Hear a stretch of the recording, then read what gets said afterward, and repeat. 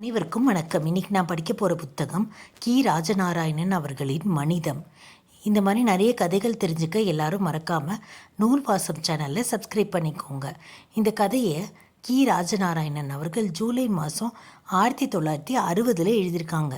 வாங்க கதைக்குள்ளே போகலாம். ராமய்யங்கார் இப்பொழுது நினைக்கிறேன். அந்தி மயக்கும் நேரம். இடது ஆள்காட்டி விரலில் தன் பெண் பிடித்து கொள்ள வலது கையில் ஒரு அரிக்கும் விளக்கை பிடித்து கொண்டு மார்பில் பூநூல் அசைய கம்பீரமாக எங்களை நோக்கி வந்ததை இப்பொழுது நினைத்து பார்க்கிறேன். அவருடைய வரவு எங்களுக்கும் தாகத்துக்காக தண்ணீரை கண்டது போல இருந்தது. நாங்கள் நடுக்காட்டில் அகப்பட்டு கொண்டோம். அந்த பிரதாயத்தில் திருடன் பயம் ஜாஸ்தி. வழிப்பறி கொள்ளையும் சர்வசாதாரணம். வேகமாக போய்கொண்டிருந்த எங்கள் காருக்கு என்ன சன்னி வந்ததோ, ஒருவேளை ராமய்யங்காரை நாங்கள் கண்டு செல்ல வேண்டும் என்று நினைத்ததோ என்னவோ. அவரை போலவே அன்பு நிறைந்த மனிதரை எவ்வப்போதும் நான் பார்த்ததே இல்லை. என் மனைவியோ உச்சி தலையிலிருந்து உள்ளங்கால் வரைக்கும் நகையை பூட்டிக் கொண்டிருந்தாள். மடியில் கனம். பயத்துக்கு கேட்கவா வேண்டும்? மேல்காற்று விர் என்று தரையை மோதிக்கொண்டிருந்தது. ஒரே புழுதி படலம். கண்ணுக்கு எட்டிய தூரம் வரைக்கும் ஒரு மரம் செடி கூட இல்லை. எங்கு பார்த்தாலும் ஒரே கருப்பு மண்.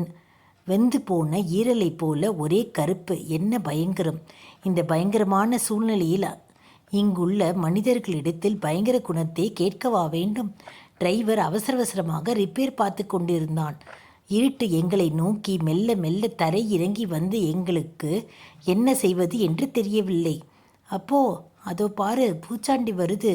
எங்கள் பையன் காண்பித்த திசையில். அப்போதுதான் ராமய்யங்கார் நான் முதலில் சொன்ன மாதிரி வந்து கொண்டிருந்தார். கட்டுக்குடுமி. ஒரு அசப்பில் பார்க்கும்போது மாறுக்கண் என்று தோன்றும் முட்டை கண்கள், நெருக்கமான அரிசி பற்கள். உடம்பில் அந்த நிறம் இருக்கிறதே, அதை எதோடு ஒப்பிட முடியும்? மஞ்சள் வெண்மையான இரத்த சிவப்பா? எதை சொல்ல? உடம்பில் முகம் பார்க்கலாம். அவ்வளவு பளபளப்பு. கத்தி தேஜஸ். சவரம் செய்யப்படாமல் மயிர் முளைக்கப்பட்டிருந்தது. எவ்வளவு அழகாக பொருத்தமாக இருந்தது. நாமோ இருக்கிறோமே மழு என்று முகத்தை வலித்து கொண்டு. அவர்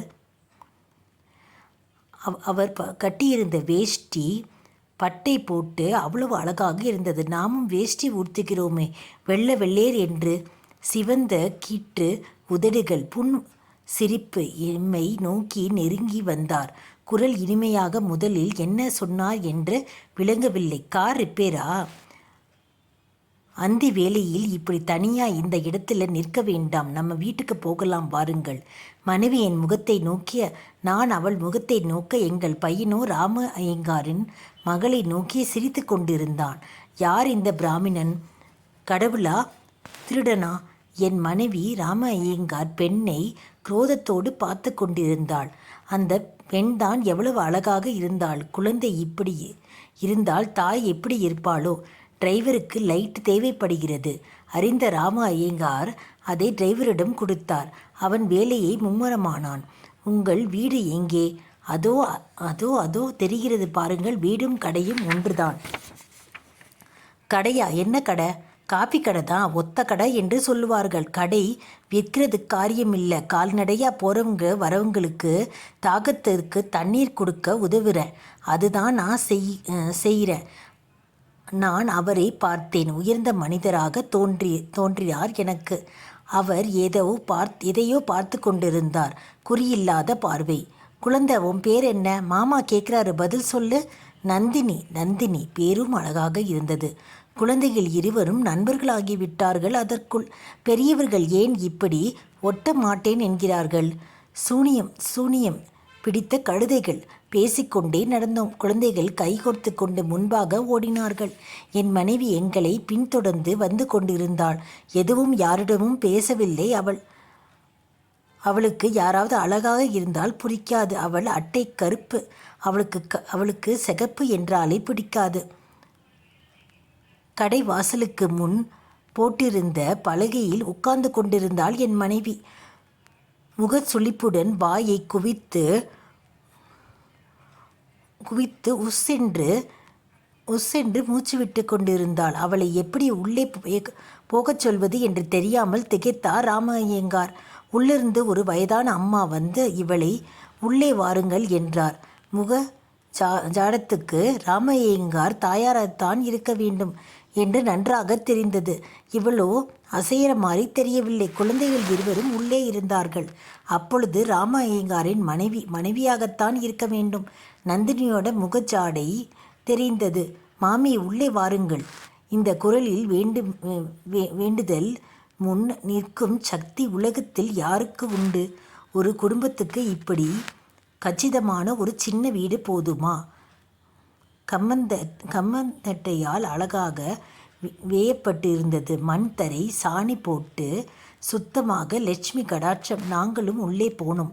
எங்கள் பையனும் முன்னால் நந்தினி உட்கார்ந்திருந்து ஒரு தாள் பையை தலைகீழாக தட்டி கொண்டிருந்தாள். அதிலிருந்து பொட்டு பொடியாக ஸ்லேட்டு குச்சிகள் ஒரு 3வது இருக்கும். 4-5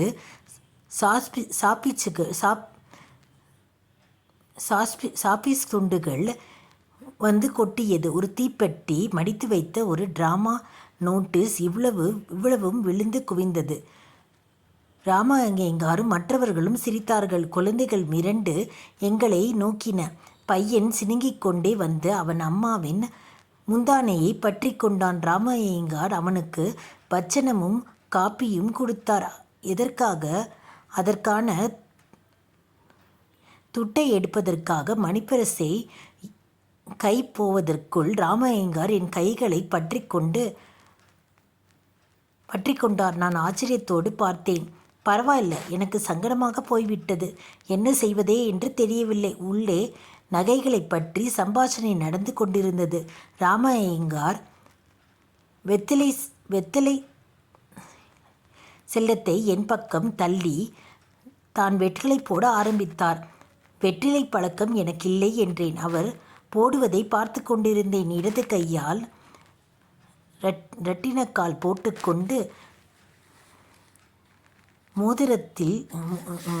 மோதிர விரலால் சுண்ணாம்பை எடுத்துக்கொண்டு வெற்றிலை முதுகுக்கு மெல்ல தடவினார். சுகமாக தடவி கொடுத்தார். மடித்து வாயில் போட்டு பாக்கை போட்டு கடைசியில் சீவலை கொற்றிக்கொண்டார். நன்றாக சிகப்பும் வரை அசை போட்டார். அவர் போடுவதை பார்க்கும்போது எனக்கு போடும்போது ஆசை தோன்றியது. நான் அதை என் பக்கம் திருப்பினேன். ராமையங்கார் தடுத்துவிட்டார். வேண்டாம், பழக்கம் இல்லை என்றால் வேண்டாம். எனக்கு இப்படி ஒரு அண்ணன் இருந்தால் தேவில்லை என்று பட்டது.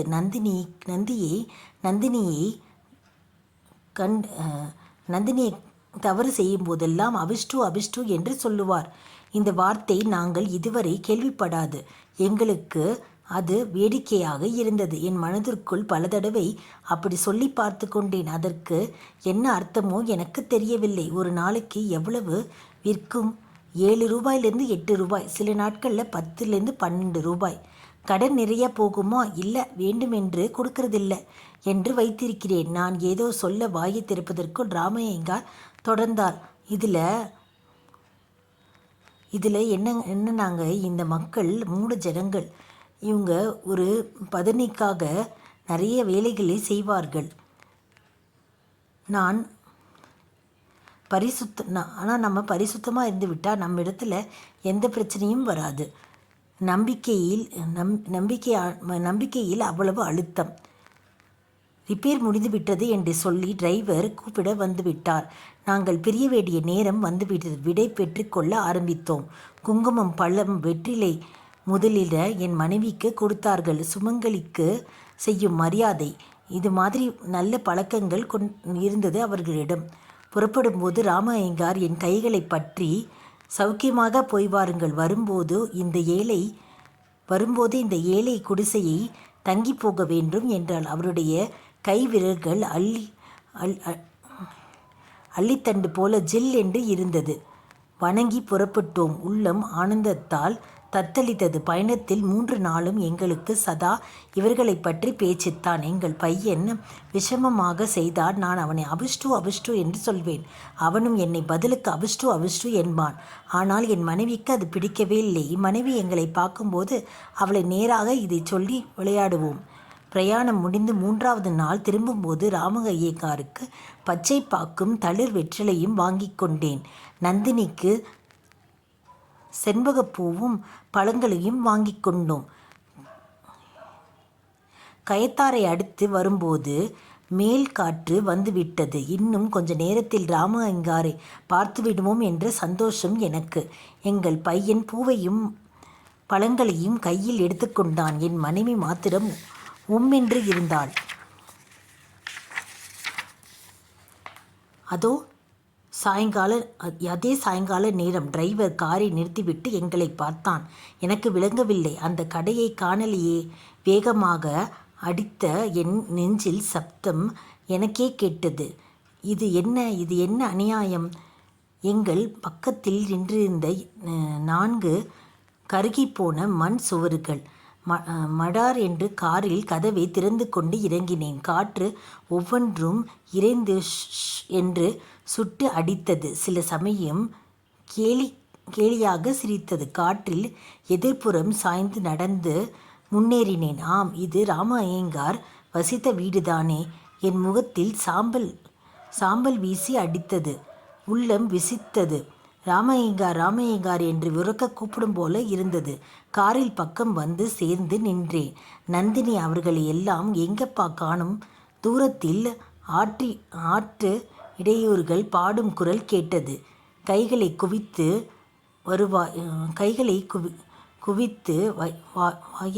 வாயருகே வைத்து நானும் டிரைவரும் சத்தம் போட்டு அவர்களை கூப்பிட்டோம். மேல் துண்டை வீசி அவர்களை வரும்படி ஜாடை செய்தோம். 2 பையன்கள் ஓடி வந்தார்கள். இங்கே ஒரு ஐயர் கடை வைத்திருந்தாரே, எங்கே காணும்? ஏன் இந்த கடை இப்படி இருக்கிறது என்று கேட்டோம். ஐயோ பாவம், அந்த கன்றாவியை ஏன் கேட்குறீங்க? அவர் உயிர் பிழைச்சதே பெரிய காரியம். பாவி எவனோ ஒருத்தன் கடைக்கு தீ வச்சிட்டாங்களா? எதுக்காக வச்சானோ அவன் விளங்க மாட்டான். பாவம், அவர்கள் கட்டின வேட்டி துணியோட வெளியே வந்ததே பெரிய விஷயம். அந்த வயசான அம்மா அங்கேயே மயக்க போட்டு விழுந்துட்டாங்களாம். அந்த ஐயா தான் அந்த அம்மாவை தூக்கிக்கிட்டு வெளியே வந்தார். உயிர் பிழைச்சதே பெரிய காரியம். நிற்கவே முடியலை. காரினுக்குள் வந்து உட்கார்ந்தேன். நாங்கள் பேசிக்கொண்டிருந்த அர்த்தம் ஒன்றும் புரியாமல் பையனுக்கும் விளங்கவில்லை என்பது அவனுடைய பீதி நிறைந்த முகம் காட்டியது. அவன் தன் தாயின் முந்தானைக்குள் பலமாக பற்றி கொண்டிருந்தான். அவன் கையில் வைத்திருந்த பழங்கள் சிதறி கிடந்தன. டிரைவர் காரின் கதவை அரைத்து சாத்தினான். நான் என் மனைவியை கவனித்தேன். அந்த கருப்பு முகத்திலிருந்து ஒன்றையும் அறிந்து கொள்ள முடியவில்லை. நேரம் கேட்ட அனைவருக்கும் நன்றி.